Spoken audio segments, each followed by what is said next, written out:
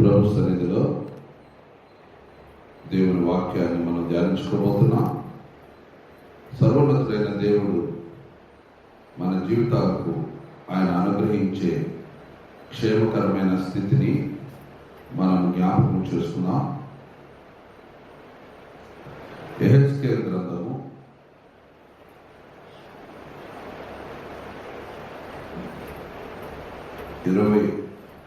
36వ అధ్యాయము 20వ వచనం నుంచి నేను చదువుతున్నాను, జాగ్రత్తగా వినండి. యెహెజ్కేలు గ్రంథము 36వ అధ్యాయము 20వ వచనం నుంచి. వారు తాము వెళ్ళిన స్థలములలోని జనుల యొద్దకు చేరగా ఆ జనులు, వీరు యెహోవా జనులే కదా, ఆయన దేశముల నుండి వచ్చిన వారే కదా అని చెప్పుడు వలన నా పరిశుద్ధ నామములకు దూషణ కలుగుటకు ఇశ్రాయేలీలు కారణమైరి. కాగా ఇశ్రాయేలీలు పోయిన ఎల్ల చోట్లను నా పరిశుద్ధ నామమునకు దూషణ కలుగగా నేను చూచి నా నామము విషయమై చింతపడితిని. ప్రియమైన వారలారా, దేవుడు ఆయన కొరకు ఒక జనాంగమును ఎన్నుకుంటూ ఉన్నాడు. దేవుడు ఆయన బిడ్డలుగా మనల్ని ఎన్నుకొనుటకు ఇష్టపడుతూ ఉన్నాడు. ఎవరైతే ఆయన యొక్క మాటకు లోబడుతున్నారో వారిని దేవుడు తన బిడ్డలు అంటున్నాడు, తన ప్రజలు అంటున్నాడు, తన వారు అని చెప్పుకుంటున్నాడు. ఇట్టి ప్రజలు, ఇట్టి దేవుని బిడ్డలు, వారు దేవుని కొరకు ఏ విధంగా జీవిస్తున్నారో దేవుడే మాట్లాడుతూ ఉన్నాడు. మరి వారి యొక్క ప్రవర్తనను బట్టి, వారి క్రియలను బట్టి వారిని శిక్షించి, నేను అన్ని జనుల్లోనికి వారిని వెళ్ళగొట్టగా వారు ఆయా దేశంలోకి చెదిరిపోయేది. ప్రియమైన వారలారా, దేవుని బిడ్డల యొక్క ప్రవర్తన, దేవుని బిడ్డల యొక్క క్రియలు మరి మనం గమనించినప్పుడు దేవునికి ఇష్టమైనవిగా ఉండాలని దేవుడు కోరుకుంటూ ఉన్నాడు. ప్రేమామయుడైన దేవుడే మరి ఆయన కొరకు సాక్ష్యం కలిగిన జీవితాన్ని జీవించుటలో, మన మాటలో, మన క్రియలలో ఏమాత్రము కూడా దేవునికి వ్యతిరేకంగా జీవించుట ఆయనకి ఇష్టం లేదు. కాబట్టి దేవుని బిడ్డలు దేవునికి వ్యతిరేకమైన, అపకీర్తి తెచ్చే, అవమానకరమైన జీవితమును, మాటలను ఉన్నట్లయితే తప్పక వారిని సరిచేసే పనిలో దేవుడు ఉంటాడు అనేది వాస్తవ సత్యం. దేవుడు ప్రేమామయుడు, ఆయన ప్రేమ మాత్రమే తెలుసు అని మనకు తెలుసు. కానీ అదే సమయంలో దేవుడు ఆయన మనలను సరిచేసేవాడు. ఎందుకు సరిచేస్తాడు అని అంటే, తన బిడ్డలు తన నామమునకు అవిధేయంగా ఆలోచించిన, మాట్లాడిన దేవునికి ఇష్టం ఉండదు. అదే మాట్లాడుతూ ఉన్నాడు చూడండి. వారు తాము వెళ్ళిన స్థలములలో జనుల యొద్ద చేరగా ఆ జనులు, వీరు యెహోవా జనులే కదా, ఆయన దేశంలో నుండి వచ్చిన వారే కదా అని చెప్పుట వలన నా పరిశుద్ధ నామమునకు దూషణ కలుగుటకు ఇశ్రాయేలీలు కారణమైరి. ప్రియమైన వారలారా, దేవుని బిడ్డలుగా లెక్కించబడిన మనము, ముద్రించబడిన మనము, ఆపాదించబడిన మనము, మన జీవితంలో మనం ఏ స్థలానికి వెళ్తున్నా మనం చూసిన వారు ఏమంటారు? వీరు దేవుని బిడ్డలు అని అంటారు, వీరు దేవుని అనుసరించుతున్న వారు అని అంటారు, వీరు దేవుని సన్నిధికి వెళ్ళేవారు అని అంటారు. ఇంకా మన భాషలో చెప్పాలంటే చర్చికి వెళ్ళే వాళ్ళండి అని అంటారు. సో ఎక్కడైనా నీ జీవితంలో, మరి మన సంఘంలో అంటే సమాజంలో ఎవరైనా వ్యతిరేకమైన విధానము, మాట నీ నోట్లో నుంచి చూశారనుకోండి, వెంటనే ఏమంటారు? వీరు చర్చికి వెళ్ళేవారండి, వీరు చూడండి ఎలా మాట్లాడుతున్నారు అని అంటారు. వీరు చర్చికి వెళ్ళేవారండి, వీరు చేస్తున్న పనులేంటో చూడండి అని అంటారు. అంటే లోకం గ్రహిస్తుంది ఏంటి? చర్చికి వెళ్ళేవారు పరిశుద్ధులుగా ఉండాలని, చర్చికి వెళ్ళేవారు మంచిగా ఉండాలని, చర్చికి వెళ్ళేవారు దేవునికి భయపడి ఉంటారని, చర్చికి వెళ్ళేవారు లోకంలో వారి వలె మాట్లాడరని లోకం గ్రహిస్తుంది. మరి మనం గ్రహించాలనా లేదా అని దేవుడు ఈ ఉదయకాలం మనతో మాట్లాడుతున్నాడు. కాబట్టి నీవు దేవుని సన్నిధికి వెళ్ళే నీవు నీ యొక్క ప్రవర్తన విషయమై నీవు జాగ్రత్త కలిగి నడవాలని దేవుడు కోరుకుంటూ ఉన్నాడు. మరి మనము అన్యజనుల్లో తిరుగుతున్నప్పుడు, అన్యజనుల మధ్య ఉన్నప్పుడు, ఇతరుల మధ్య ఉన్నప్పుడు మన నోటి మాటలు, మన యొక్క ఆలోచనలు చాలా స్పష్టముగా దేవుని భయం కలిగి ఉండాలని దేవుడు చెప్తూ ఉన్నాడు. అప్పుడే మనలను బట్టి దేవుని నామమునకు ఘనత వస్తుంది. అదే అంటున్నాడు చూడండి, అన్యజనులనుకోనికి వారిని వెళ్ళగొట్టగా వీరు యెహోవా జనులే కదా, ఆయన దేశం నుండి వచ్చిన వారే కదా అని చెప్పుట వలన నా పరిశుద్ధ నామమునకు దూషణ కలుగుటకు ఇశ్రాయేలీయులు కారణమైంది. జాగ్రత్తగా మనము ఆలోచించాలి. దేవుని బిడ్డలము అని చెప్పుకొని దేవుని దగ్గర నుంచి మేలులు మాత్రమే పొందుటకు, ఆశీర్వాదాలు మాత్రమే పొందుటకు మరి మన జీవితాలు నిర్మించబడినవి అని అనుకొని మన జీవితంలో మన ఇష్ట ప్రకారము మనము జీవించడానికి ప్రయత్నం చేసినట్లయితే, మన ఇష్ట ప్రకారం మాట్లాడడానికి మనం ప్రయత్నం చేసినట్లయితే దేవుడు అంటున్నాడు, నా పరిశుద్ధ నామమునకు దూషణ కలుగుటకు నీవు కారణమవుతున్నావు. జాగ్రత్త. నీ యొక్క మరి జీవితము నా పరిశుద్ధ నామమునకు మేలు కలిగించేదిగా ఉండాలి, కానీ దూషణకరంగా ఉండకూడదు అని చెప్తూ ఉన్నాడు. కాగా ఇశ్రాయేలీయులు పోయిన ఎల్ల చోట్లను నా పరిశుద్ధ నామమునకు దూషణ కలగగా నేను చూచి నా నామం విషయమై చింతపడితిని. ప్రియమైన వాళ్ళరా, మరి దేవుడు మన జీవితంలో పరీక్షిస్తున్నాడు అనే దానికి ఈ యొక్క వాక్యం మనలను హెచ్చరిస్తూ ఉంది.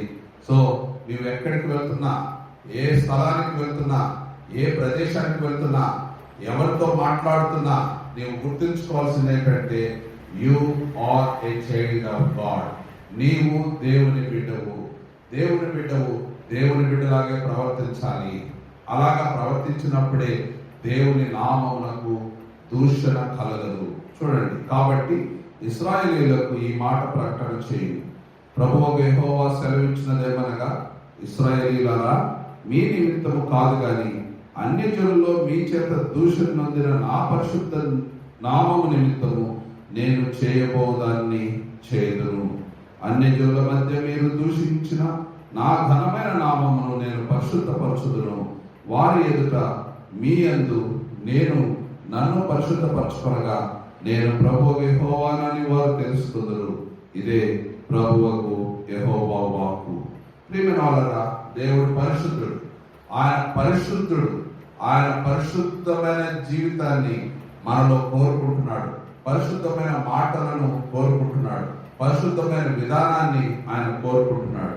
ఒకవేళ మనము అలా జీవించకపోతే దేవుడు ఏం చేస్తాడంట, అన్ని జనుల మధ్య ఆయన నామము పరిశుద్ధపరచబడే విధంగా ఆయన సరి చేస్తాడంట. అన్ని జనుల మధ్య దేవుని నామము పరిశుద్ధపరచబడే విధంగా దేవుడు సరి చేస్తాడు. దేవుడు శిక్షించడండి, దేవుడు ఎప్పుడు కూడా సరి చేస్తాడు.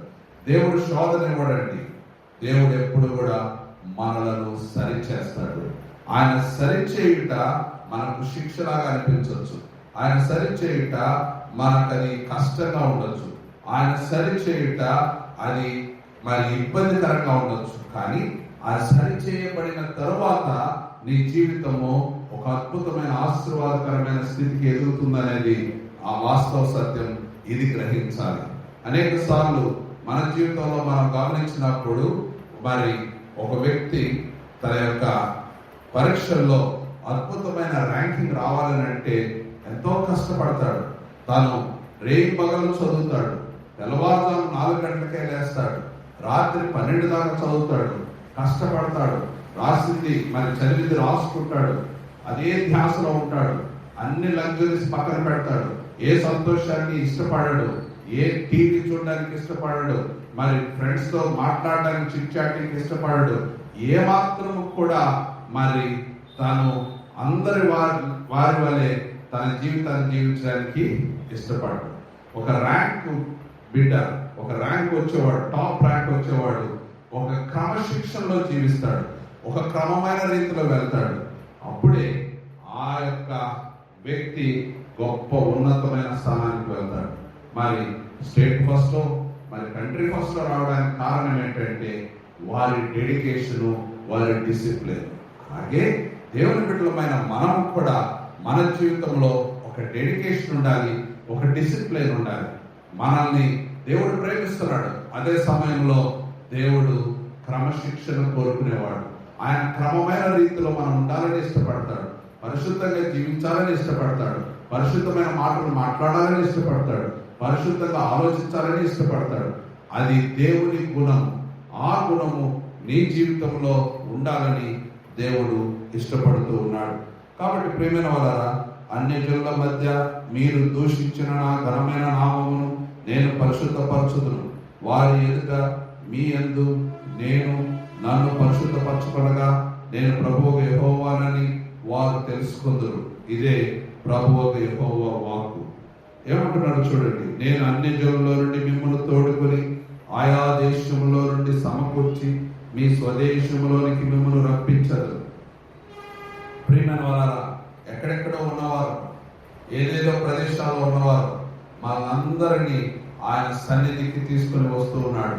ఆయన బిడ్డలుగా ఎన్నుకొనబడిన తర్వాత, ఆయన స్వాస్థ్యముగా మనం చేయబడిన తర్వాత, ఆయన కొరకు ఏర్పాటు చేయబడిన తర్వాత మనందరినీ ఎక్కడెక్కడో చెదిరిపోయిన వారిని, ఎక్కడెక్కడో ఉన్న వారిని ఆయన సన్నిధికి తీసుకుని వచ్చి ఏం చేయబోతున్నాడో చూడండి. మీ అపవిత్రత యావత్తు పోవునట్లు నేను మీ మీద శుద్ధ జలము చల్లుదును. మీ అపవిత్రత పోవునట్లు దేవుడు ఏం చేస్తాడంట, మన మీద శుద్ధ జలము చల్లుతాడంట. అంటే మనం పరిశుద్ధులుగా మారడానికి దేవుడు శుద్ధ జలము చల్లుదును. శుద్ధ జలము అనగా జలము, నీరు, పరిశుద్ధమైన నీరు. నీరు దేనికి సంకేతం అంటే వాక్యానికి సంకేతం. నీరు దేనికి సంకేతం? వాక్యానికి సంకేతం. వాక్యము పరిశుద్ధమైనది. వాక్యం అనగా దేవుడే. ఆదియందు వాక్యం ఉండెను, వాక్యము దేవుడే ఉండెను, ఆ వాక్యమే శరీరధారి కృపా సత్య సంపూర్ణుడుగా మన మధ్య నివసించిన యేసు ప్రభువుగా. కాబట్టి ఆ వాక్యము నీటిగా పిలువబడే వాక్యము పరిశుద్ధమైనదిగా మన యొక్క హృదయంలో చల్లబడుతూ ఉంది. వాక్యం విత్తబడుతూ ఉంది, వాక్యం వినిపింపబడుతూ ఉంది. అలాగా వాక్యము చల్లబడినప్పుడు, విత్తబడినప్పుడు అది మన జీవితంలో ఏం చేస్తుంది? పరిశుద్ధత దయచేస్తుంది, సరి చేస్తుంది. ఆ యొక్క వాక్యం మన జీవితంలోనికి, మన ఆలోచనలోనికి వెళ్ళి ఏం చేస్తుంది? మనల్ని సరి చేస్తుంది, దేవునికి అనుకూలంగా మారుస్తుంది. అంతేగాని దేవునికి వ్యతిరేకంగా దేవుని వాక్యం ఎప్పుడు మనలో తీసుకొని వెళ్ళదు. చూడండి, మీ అపవిత్ర యావత్తు పోనట్లు నేను మీ మీద శుద్ధ జలమును చల్లుదును. మీ విగ్రహముల వలన మీకు కలిగిన అపవిత్రత అంతయు తీసివేసేదను. ప్రియమైన వారా, దేవుడు అంటున్నాడు, సృష్టికర్త అయిన దేవుని మీరు పూజించక సృష్టమును ఆరాధించి మీరు విగ్రహ విధానము ద్వారా పాపమునకు గురై ఉండగా ఆ విగ్రహముల వలన మీకు కలిగిన అపవిత్రత అంతయు తీసివేసేదను అని దేవుడు చెప్తున్నాడు. విగ్రహముల ద్వారా కలిగిన అపవిత్రతను దేవుడు తీసివేస్తానంటున్నాడు. అవును, మన జీవితంలో దేవునికి ఇవ్వవలసిన ఘనతను అనేక సార్లు మనం భౌతికంగా మరి అనేక విగ్రహాలకు ఇచ్చినప్పుడు మన జీవితాలు నష్టపోతాయి, మన జీవితాలు ఇబ్బందికి గురి అవుతాయి. ప్రియమైన వల్ల సృష్టికర్త అయిన దేవుడు సృష్టిని పూజించుటకు ఆయన ఎన్నడూ కూడా ఇష్టపడడు. ఎందుకనంటే అది మనకు క్షేమకరం కాదు కనుక, అది మనకు ఆశీర్వాదం కాదు కనుక. అలాగే విగ్రహము అనేది మనం పెట్టుకునే విగ్రహాలు మాత్రమే కాదు, కానీ మన హృదయంలో అనేక విగ్రహాలు ఉంటాయి. ఆ హృదయంలో ఉండే విగ్రహాలను మనం పూజించకూడదు. ఆ విగ్రహాలను మనము ద్వారా అపవిత్రత మనకు ఉండకూడదు. అప్పుడు దేవుడు ఏం చేస్తాడంట, మీ విగ్రహముల వలన మీకు కలిగిన అపవిత్రత అంతయు తీసివేసేదను. సో దేవుడు శుద్ధ జలం చదువుతానంటున్నాడు. రెండవది, మన హృదయంలో ఉండే విగ్రహాలను వలన కలిగిన అపవిత్రతను కూడా తొలగించేస్తానంటున్నాడు. సో ఆ విగ్రహ ఆరాధన మనలో నుండి తీసేస్తాను అంటున్నాడు. విగ్రహం అనగా విగ్రహమే కాదండి, విగ్రహము మరియు మనం అనేకమైన దేవునికి వ్యతిరేకమైనవి విగ్రహాలుగా పెట్టుకుంటాం. కొంతమందికి తమ కూతురే విగ్రహం, కొంతమందికి తమ కొడుకే విగ్రహం, కొంతమందికి తల్లి విగ్రహం, తండ్రి విగ్రహం. సో వారిని తప్ప ఇంకెవరిని వారు ఆరాధించలేరు, అంటే ప్రేమించలేరు అన్నట్టుగా వారి మీద పిచ్చి అభిప్రాయం ఏర్పడుతుంది. సో అలాంటి విగ్రహాలను దేవుడు ఏమంటాడంటే, వాటి వల్ల మీరు అపవిత్రత చెందుతారు. మీరు మీ దేవుడైన యెహోవాకు రావాల్సిన ఘనతను మరి ఈ విధంగా మీరు చేయడం వలన మీరు ఇబ్బంది కడతారు. కాబట్టి ఆ విగ్రహముల వలన కలిగిన అపవిత్రతను నేను నా సన్నిధిలో తీసివేస్తాను అంటున్నాడు. ఆ తర్వాత ఏం చెప్తున్నాడు చూడండి, నూతన హృదయం మీకు ఇచ్చేదను. ఏమంటున్నాడు? నూతన హృదయం, న్యూ హార్ట్ ఇస్తానంటున్నాడు, నూతన హృదయం ఇస్తానంటున్నాడు. దేవుని సన్నిధిలో దేవుడు మన మీద ఉన్న అపవిత్రతను అంతా తొలగించేసి, అపరిశుద్ధత అంతా తొలగించేసి నూతన హృదయాన్ని ఇస్తాను అంటున్నాడు. నూతన స్వభావం ఇస్తాను అంటున్నాడు. రాతి గుండెను మీలో నుండి తీసివేసి మాంసపు గుండెను ఇస్తాను అంటున్నాడు. రాతి గుండె అనగా ఏంటి? మన జీవితంలో ఏమాత్రము కూడా లోబడనొల్లని హృదయమును రాతి గుండె అంటారు. లోబడనొల్లని హృదయం. వారు ఎప్పుడు లోబడరు, దేనికి లోబడరు, సరి చేయబడటకు ఇష్టపడరు. వారి జీవితంలో వారు అనుకున్నదే చేయాలనుకుంటారు, వారు అనుకున్నదే కొనసాగాలనుకుంటారు. దాన్ని రాతి గుండె అంటారు. అలా దాన్ని తీసేసి దేవుడు ఏం చేస్తాడంట, మాంసపు గుండెని ఇస్తానంటున్నాడు. మాంసపు గుండె అంటే ప్రతిస్పందించే గుండె, దేవుని యొక్క మాటకు అంగీకరించే గుండె, యాక్సెప్ట్ చేసే హృదయం. సో అలాంటి నూతన హృదయాన్ని దేవుడు ఇస్తాను అంటున్నాడు. నూతన హృదయం మీకు ఇచ్చేది, నూతన స్వభావం మీకు కలుగజేసేది. నా ఆత్మను మీ అందుంచి నా కట్టడలను అనుసరించు వారిని గాను, నా విధులను గైకొను వారిని గాను మిమ్మల్ని చేసేదను. దేవుడు ఇంకా ఏం చేస్తాడంట, దేవుని ఆత్మను మనలో ఉంచి, దేవుని ఆత్మను మనలో ఉంచి ఆయన కట్టడలను అనుసరించు వారి గాను, ఆయన విధులను గైకొని వారిని గాను మిమ్మల్ని చేసేదను. నేను చెప్పాను, దేవుని ఆత్మ మనలో లేకపోతే దేవుని కట్టడలను మనం గైకొనలేము. దేవుని ఆత్మ మనలో లేకపోతే దేవుని విధులను మనం గైకొనలేము. ఎందుకనగా మన శరీరము, మనస్సు ఎప్పుడు కూడా దేవుని కట్టడలను, దేవుని విధులను అంగీకరింపనివ్వదు, ఆ మాటలను అనుసరింపనివ్వదు. కాబట్టి మనం ఏం కోరుకోవాలి? దేవా, నీ సన్నిధిలో నీవు నీ ఆత్మతో మమ్మల్ని నింపుతానన్నావు, నీ ఆత్మను మాలోనికి నీవు పంపిస్తానన్నావు, మాకు దయచేయండి. నీ కట్టడలను మేము గైకొనాలంటే, నీ విధులను మేము గైకొనాలంటే, నీ ఆలోచన మా జీవితంలో నెరవేరాలనంటే, దేవా నీ ఆత్మను నా యందు ఉంచుము, నీ ఆత్మను నా యందు ఉంచుము అని మనము దేవుడిని అడగాలి. మీరు నా జనులై ఉందురు, నేను మీ దేవుడినై ఉందును. అప్పుడు ఎప్పుడైతే మనము దేవుని ఆత్మతో నింపబడి ఆయన కట్టడలను అనుసరించు, ఆయన విధులను అనుసరించు ఉంటామో మన జీవితము దేవుని జనులుగా మారిపోతుంది. దేవుని జనులుగా మనం పిలువబడతాము. అంత మాత్రమే కాదు, మీ సకలమైన అపవిత్రతను పోగొట్టి నేను మిమ్మల్ని రక్షించును. మీకు కరువు రానియక ధాన్యమునకు ఆజ్ఞ ఇచ్చి అభివృద్ధి పరుతును. అన్య జనుల్లో కరువును గుర్చిన నింద మీరు నొందకుండునట్లు చెట్ల ఫలములను, భూమి పంటను నేను విస్తరింపచేసేదను. ప్రియమైన వాళ్ళారా, అప్పుడు మీరు మీ దుష్ప్రవర్తనను, మీరు చేసిన దుష్క్రియలను మనసును తెచ్చుకొని మీ దోషములను బట్టి, హేయ క్రియలను బట్టి మిమ్మల్ని మీరు అసహించుకొందురు. ప్రియమైన వాళ్ళారా, దేవుడు చాలా స్పష్టంగా మాట్లాడుతున్నాడు. పూర్వము మీరు చేసిన హేయమైన దుష్టమైన క్రియలు మీ మనస్సులో ఉన్నాయి. వాటన్నింటినీ జ్ఞాపకం చేసుకొని మీరేం చేస్తారు? అయ్యో, ఇంత అసహ్యమైన జీవితాన్ని నేను జీవించానా, ఇంత అసహ్యమైన జీవితాన్ని జీవించానా అని మీలో రిపెంటెన్స్ వస్తుంది, మీలో పరివర్తన వస్తుంది, మీలో ఆ యొక్క కార్యాలయాల అసహ్యత పుడుతుంది.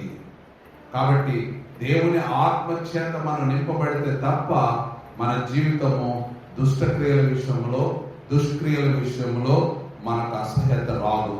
కాబట్టి అసహ్యత రావాలంటే దేవుని ఆత్మ నీలో నింపబడాలి. ప్రియమైన వాళ్ళారా, అదే అంటున్నాడు చూడండి, మీ నిమిత్తం నేను ఇలా చేయటం లేదని తెలుసుకొనుడి. ఎందుకని అంటున్నాడు ఆ మాట చెప్పండి? ఇశ్రాయేలీల్లో అనగా పిలువబడిన వారు, దేవుని బిడ్డలు అన్ని జనుల్లోకి నివసిస్తున్నప్పుడు అక్కడ దేవుని నామమునకు అవమానం రాకుండా ఇవన్నీ దేవుడు చేస్తున్నాడు.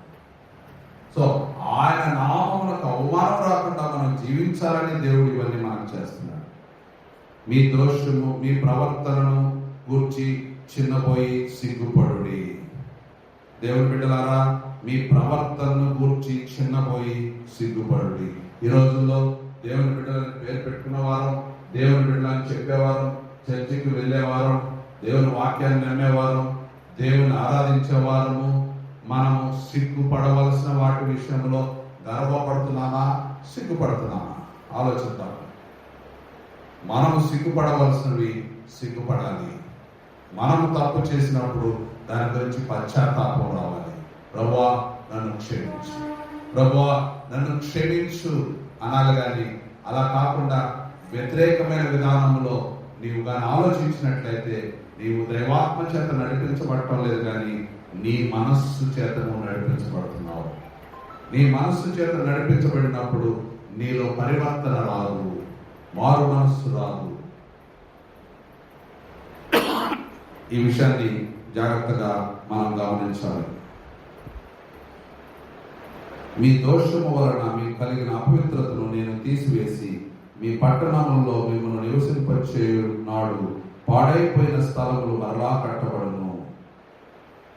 పాడైన భూమి ఏదేను వనం వలె ఆయన నీవు పాడుగాను నిర్జీవముగాను ఉన్న ఈ పట్టణములు నివాసులతో నిండి ప్రాకారములు గలవాయనని చెప్పుదురు. అప్పుడు యెహోవానైన నేను పాడైపోయిన స్థలములను కట్టువాడననియు పాడైపోయిన స్థలంలో చెట్లను నాటువాడననియు మీ చుట్టూ శేషించిన అన్ని జనులు తెలుసుకొందురు.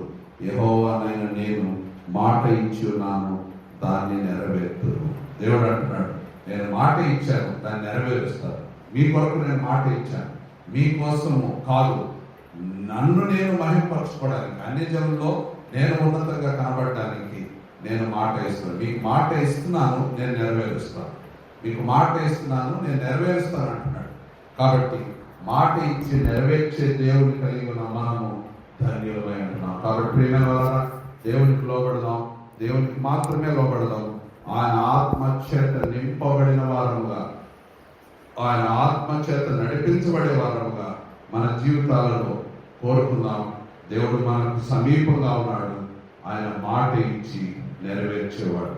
కాబట్టి ఇట్టి నిరీక్షణతో మనం కొనసాగిపోవటకు దేవుడు మనకు సహాయం చేయను గాక. ఆమేన్.